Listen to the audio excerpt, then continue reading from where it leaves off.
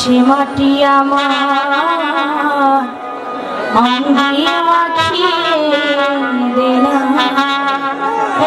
একটু চিকন করেন, অনেক খাই মোটা হয়ে গেছে। যে মাটি বুকে ঘুমিয়ে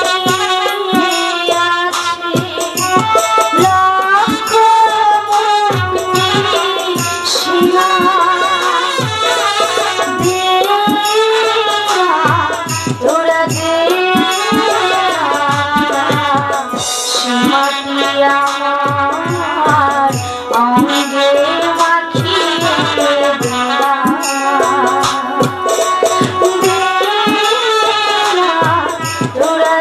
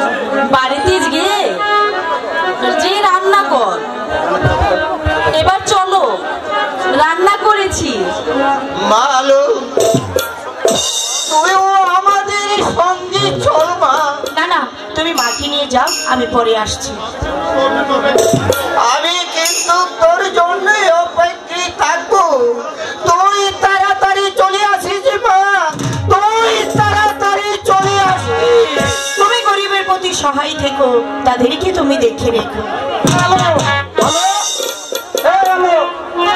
আচ্ছা বল, তোর বাবাই কইলে? বাবা খাবার ঘরে গিয়েছে। তোর বাবা না একেবারেই বোকা। হ্যালো হ্যালো, শোন, দেখতে পাচ্ছিস আমি কথা ক্লিয়ার আছি? শোন, তোর বাবা না একেবারেই বোকা, না কি শুকিয়ে মরবে, তবু কোনো কাজের ব্যবস্থা করবে। হ্যালো, এই একদিন না আমারও মা বাবা খুব গরিব ছিল, আর এখন আর রাজবাড়িতে চাকরি করছে। দেখতে পাচ্ছিস না কি সুন্দর পোশাক পরেছি। আমরা এখন পেট ভরে বাঁচি। তোর বাবা এলে বলবি রাজবাড়িতে যাওয়ার জন্য। ঠিক আছে, আমি যাচ্ছি। হেরে গেল। আরে কোথায়? আরে বুঝতে পারলি না? তাহলে শোন, ওই যে তোলে ভাগ দেখা যায়। কি বলছি?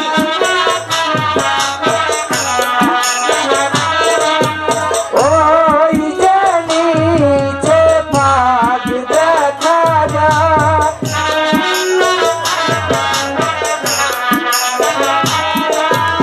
অতখানি লম্বা, অতখানি মোটা, ওই যে নিচে ভাগ দেখা যায়।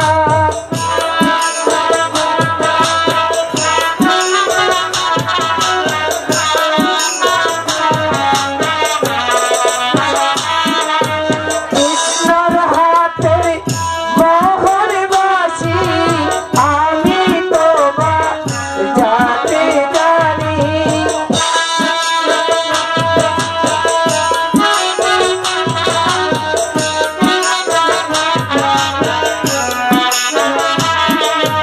কৃষ্ণর হাতে মোহর বাসি, বাজায় শোনাবো আমি।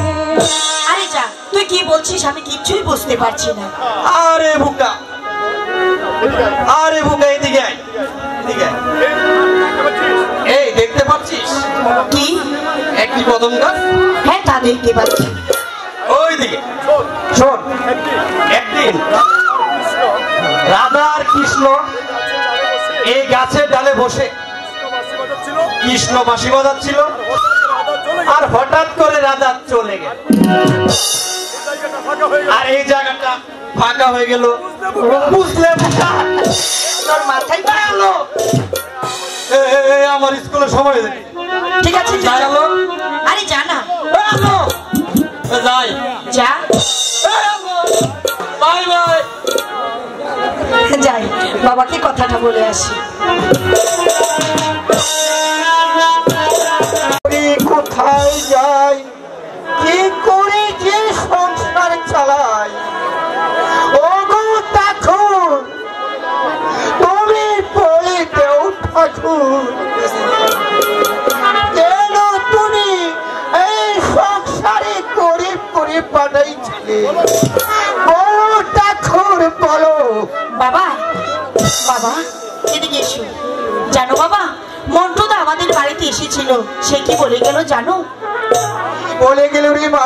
সে বলে গেল, ওরে আলো, শুধু শুধু তোর বাপ ঘরে বসে থাকবে কেন, ও রাজবাড়িতে পাঠালি একটা চাকরির সন্ধান হতো। তাই বলছিলাম মাকে নিয়ে তুমি যদি রাজবাড়িতে যেতে। তাই যাবো রে মা, তাই যাবো, কিন্তু তোকে একা বাড়িতে রেখে চোখের মাথা কি একেবারে খেয়ে ফেলেছো?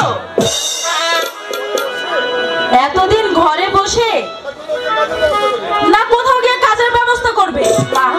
বলছিলাম কি রাজবাড়িতে যেতে, তুমি আর বাবাকে নিয়ে যাও, দেখবে একটা কাজের সন্ধান হবে। শোনো, মেয়েটা এখন বিয়ের উপযুক্ত হয়েছে, তাকে তো দেখে শুনে বিয়ে দিতে হবে। টাকা পয়সা পাবো কোথায়? টাকা পয়সা ছাড়া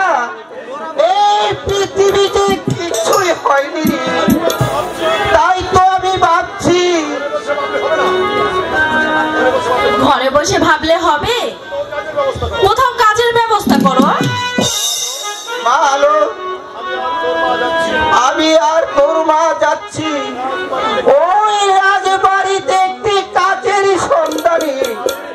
মারি আমরা যে গরিব মানুষ, আমাদের যে ভগবান ছাড়া আর কোনো উপায় নেই রে মা, আর কোনো উপায় নেই। তুমি যাও, তুই সাবধানে থাকিস মা, তুই খুব সাবধানে থাকিস। মাথা পিতা রেখে চলে গেল কাজে, আমি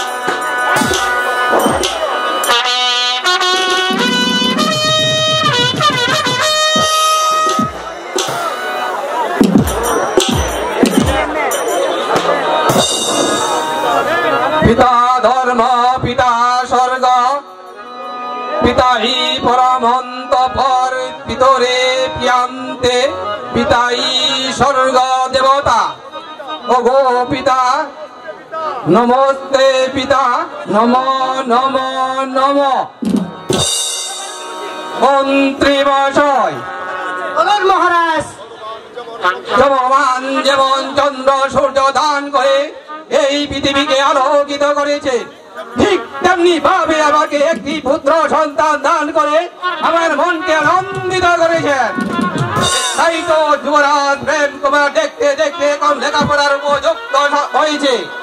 আমার মতে যুবরাজ প্রেম কুমারকে সুশিক্ষিত করে আদর্শ মানুষ হিসাবে গড়ে তুলতে চাই।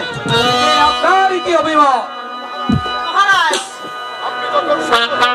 আপনি যখন সম্মিত আছেন আমার অমতের কোনো কারণ নেই। মন্ত্রী মহাশয়, মহারাজ, তাহলে আর বিলম্ব না করে আগামীকাল প্রত্যুষে যুবরাজ প্রেম কুমারকে স্কুলে ভর্তি করে দিয়ে আসুন। তাই হবে মহারাজ, তাই হবে। যুবরাজ প্রেম কুমারকে আমি আগামীকাল স্কুলে ভর্তি করে দিয়ে আসবো। প্রণাম হয় মহারাজ, প্রণাম। তুমি? আমি যে আপনার রাজ্যের সাধারণ একজন প্রজা। কি নাম তোমার? আমার নাম রমানন্দ। তুমি কি চাও এখানে? মহারাজ, মহারাজ, আজ দুদিন যাবৎ গড়িতে সকল অনাহারে আছে। মহারাজ, দয়া করে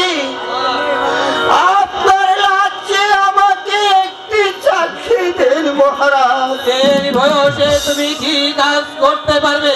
হয়তো হয়তো হয়তো বয়সের বাড়ি আমি বাড়ি কাজ করতে পারবো না, তবে বাগান মালির কাজটা ভালো করতে পারবো মহারাজ। বাগান মালির কাজ তুমি ভালো করতে পারবে? যাও, আগামী কাল থেকে তুমি আমার বাগান বাড়িতে মালির কাজ করবে। তাই যাচ্ছি মহারাজ, তবে যাবার পূর্বে আপনাকে জানালাম শত শত প্রণাম, শত শত প্রণাম, শত শত প্রণাম। মন্ত্রী মহাশয়, বলুন মহারাজ।